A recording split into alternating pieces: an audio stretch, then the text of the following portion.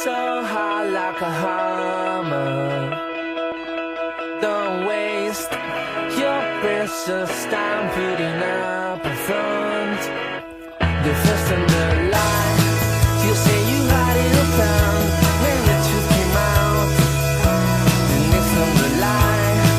You said that you leave it all. Deep down you were scared. Dans ce nouvel épisode de Cacahuètes et compagnie, l'interview, j'ai la chance d'avoir pu échanger avec une basketteuse française et en plus angevine, exilée dans le championnat universitaire américain. Elle nous partage son quotidien, ses habitudes alimentaires. Elle s'appelle Carla Bremont. Restez jusqu'au bout, il y a une nouveauté dans cet épisode.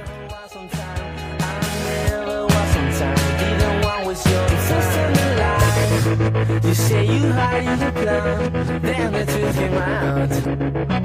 The next on the line. Salut Carla, comment tu vas ? Ça va, très bien, et toi ? Moi ça va, j'ai la forme, toujours la forme. Et bien alors, tu vas nous dire qui est Carla Bremont. Ok, Carla Bremont a 22 ans. Je suis d'originaire de Angers. Ça va faire maintenant...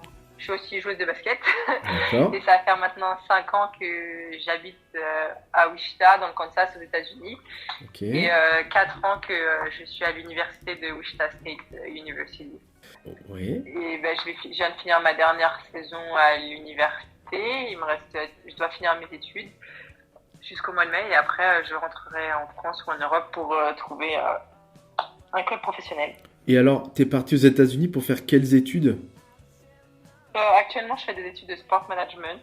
Et quand je suis partie, c'était surtout pour pouvoir étudier, jouer au basket et apprendre l'anglais. Et du coup, le projet, c'est une fois que tu as fini tes études, c'est de revenir en France ou de rester aux États-Unis ? Revenir en France. On n'est jamais aussi bien que chez soi. C'est ça, exactement. Surtout avec la nourriture. Ok. Ah bah alors justement, tu fais bien de parler de ça. On va parler de ce qui m'intéresse. Alors, dis-nous un petit peu quel est ton rapport à l'alimentation. Alors déjà, tu peux parler d'un point de vue perso. Quelle place tu mets à l'alimentation, puis après si tu veux parler après du professionnel ou sportif, je veux dire, où tu peux mélanger, voilà, c'est à toi de voir. Pour moi, la nourriture c'est très important. Enfin, déjà, c'est ce qui me donne mon énergie pour la journée ou pour les entraînements. Donc 3 repas par jour, un petit goûter à 4 heures. Et non, mais après sinon, pour rapport au sport, la nourriture c'est très important. De manger bien équilibré. Après, on peut toujours on peut toujours faire un petit écart de temps en temps, mais le moins possible, c'est mieux, je pense. Et pour moi, manger équilibré, c'est important, même si des fois aux États-Unis, ça peut être plus compliqué. D'accord. Il y a beaucoup moins de choix d'équilibre alimentaire varié, ou c'est qu'en fait ça coûte cher ou... Ça coûte cher. Enfin, par exemple, une bouteille d'eau coûtera plus cher qu'une bouteille de soda. Ça c'est fou. Les légumes sont super chers, contrairement à acheter des frites ou choses comme ça. Et les fast-foods sont pas chers. Par exemple, McDo c'est largement moins cher qu'en France. Mais après c'est moins bon. D'accord. Parce que je pense la qualité est meilleure en France. Et ou par exemple, qu'est-ce que je veux dire d'autre ? Ou par exemple, moi à la cafétéria de mon université, on aura toujours le pizza, l'endroit des pizzas qui est toujours ouvert, ou les burgers qui seront toujours ouverts, alors que après il y aura un salad bar qui est toujours ouvert aussi, mais je veux dire où il y aura le plus de choix avec de la nourriture, de la viande, des légumes ou des pommes de terre. Ça c'est pas ouvert tous les jours. D'accord. Surtout dans le week-end. Donc dans le week-end il y a pas énormément de choix, ça sera salade ou pizza quoi. C'est triste, hein. Ouais, c'est très triste. Alors dis-nous un peu comment ça se passe pour toi une journée type. Alors tu me dis 3 repas par jour avec un goûter, mais voilà, ça ressemble à quoi Dis-nous un peu ce que ça ressemble, le petit déj de Carla Bremont. En vrai ça dépend, on va dire. Parce que si je mange à la maison, ça sera des céréales granola avec du lait et un verre de jus d'orange. Ouais. Donc, voilà. Mais si par exemple on est en déplacement, on va dire on a un déplacement et on mange à l'hôtel, ça sera œufs brouillés, pommes de terre, Ah ouais. avec un bagel et du fromage dessus. Oui, bah c'est bien, t'es pleine d'énergie après pour ta journée. Ouais, voilà, c'est ça. Et après, le midi, souvent, je mange à la cafétéria, donc c'est ce qu'ils nous proposent, mais souvent, c'est le plupart des légumes qu'il y a le plus souvent, c'est des brocolis, donc c'est souvent des brocolis avec des pommes de terre ou des pâtes ou avec du poulet ou de la viande rouge, donc c'est souvent ça. Et ils n'ont pas de yaourt ou produits laitiers pour le dessert, donc souvent, c'est ananas ou melon en fruits, parce que c'est les fruits qu'ils ont toujours à disposition. Et parce qu'après les pommes, je trouve qu'elles font un peu plastique, donc je mange pas les pommes là-bas. et c'est après, sûr que pour une la... Française, c'est compliqué de retrouver un peu pas nos habitudes, mais nos produits habituels en fait, et qu'on apprécie les produits simples chez nous, ils sont pas du tout faciles à trouver chez vous, quoi. Enfin, aux États-Unis. Ouais, voilà, c'est ça, c'est sûr. Enfin, par exemple, le fromage, ça coûte super cher. C'est minimum $5 pour avoir un morceau de fromage et il fait même pas la moitié du morceau de fromage qu'on aurait en France. Enfin, je sais pas comment on appelle ça, le carré. Par exemple, je veux dire, le camembert président, il a minimum $8. Alors qu'en France, ça serait 2 euros. Quoi. Ouais, d'accord. Ouais. Donc, voilà. Et après, souvent je mange chez moi le soir et c'est souvent pâte à la bolo ou pâte au pesto. Ouais, après ton entraînement et tout ça, souvent, c'est ça? Ouais, voilà, c'est ça. Ouais, et après, au goûter, ça dépend ce qu'il y a dans le vestiaire. Des fois, ça peut être une pomme ou un yaourt. Ça dépend ce qu'on a dans le vestiaire ou une barre granola. Ok. Bon, bah écoute, ça m'a l'air bien équilibré et bien enrichi pour de l'activité physique, en tout cas. Exactement. Et tu t'entraînes plusieurs fois par jour ou qu'une fois? Ça dépend quand on est en saison ou pas en saison.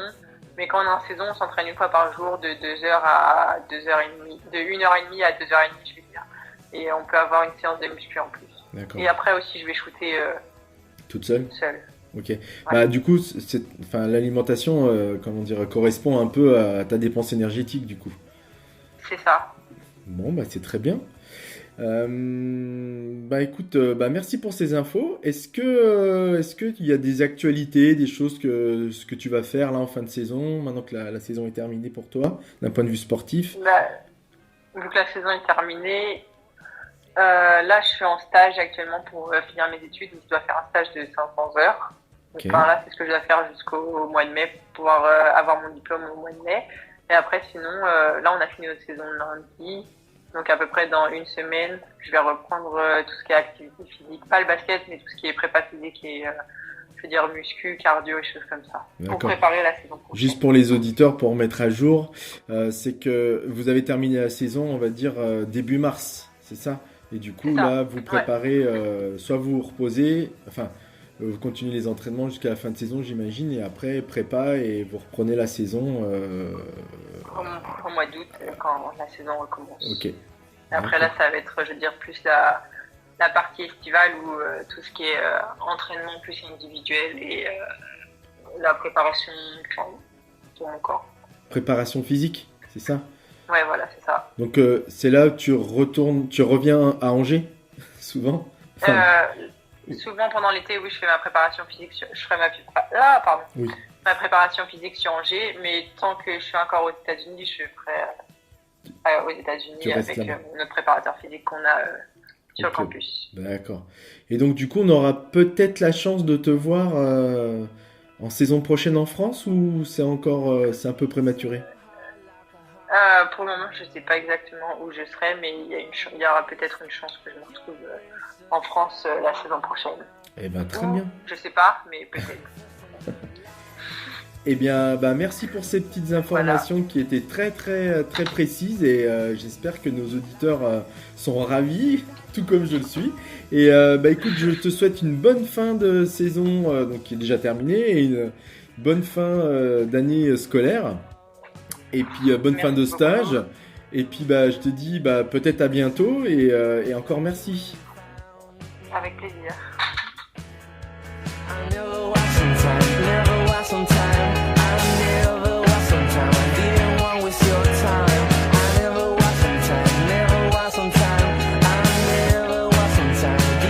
With your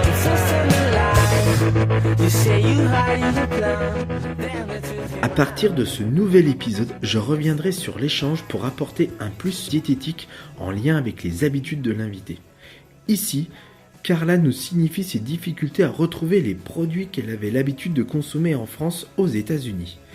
Si vous êtes sportif et que vous partez poursuivre votre carrière professionnelle à l'étranger, je vous conseille fortement de vous renseigner sur les aliments qui sont présents sur place et surtout sur vos propres produits que vous affectionnez pour évidemment essayer de trouver des équivalents. Il serait dommage que votre carrière soit gênée par votre non-acclimatation alimentaire.